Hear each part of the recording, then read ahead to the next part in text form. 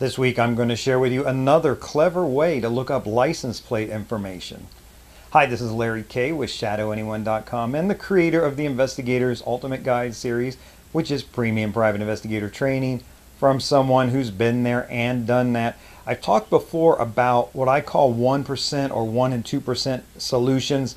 These are things where there's kind of a slim chance that the piece of information is going to be there, but if there's just a 1% chance and you know 10 of these, well, now you're at a 10% chance of turning around a piece of information that no one else can turn around, that they're floating in that zero range. And license plates are that classic example because they used to be public record. It was so easy to just go down to the Bureau of Motor Vehicles or Department of Motor Vehicles, wherever you are, and give them $1.25 and a license plate number, and they would give you all the registration information attached to that tag.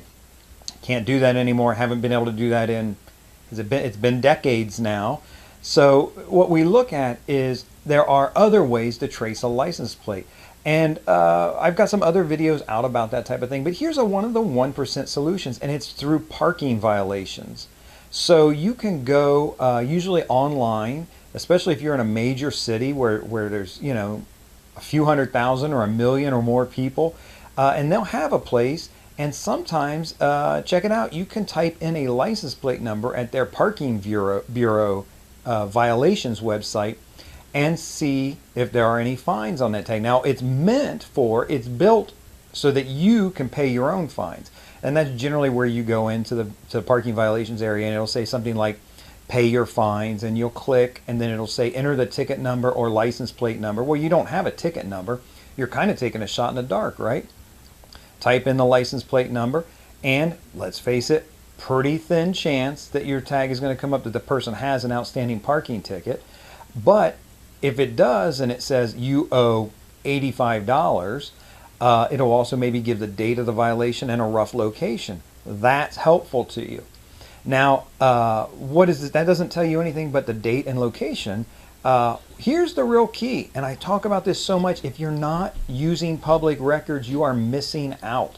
So what I want you to do is, once you see that there's a parking violation, go and file a public records request for the information around that violation. Now, the interesting thing is, a lot of times parking violations are not going to show up in municipal court records. That's my favorite place early on to go to look for people to gather information.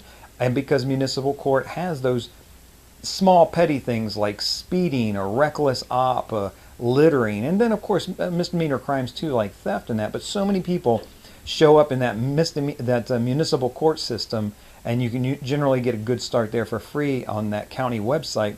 Parking violations don't necessarily show up there. So searching through the Parking Violations Bureau is going to give you a heads up that the citation, a parking violation exists.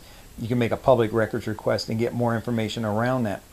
Let me also say, depending on the types of investigations you generally run, you may find that this hits more often than you might think. Again, if you're doing theft investigations, that type of thing, putting together rings with organized retail crime, that type of thing, you'd be surprised. In the drug world and that petty theft world, people are not paying their parking tickets, right? So it's not just in the last 90 days this person got a parking ticket, but it may be years old that there's this one ticket on file for them still. So depending on what type of investigation you're doing, you may have a slightly higher chance of having a hit there, and that gives you a lead.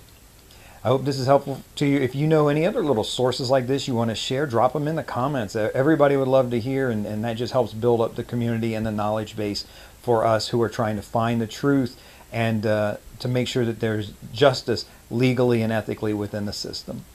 This is Larry Kaye with ShadowAnyone.com. Remember, do the right thing, even if it's the hard thing.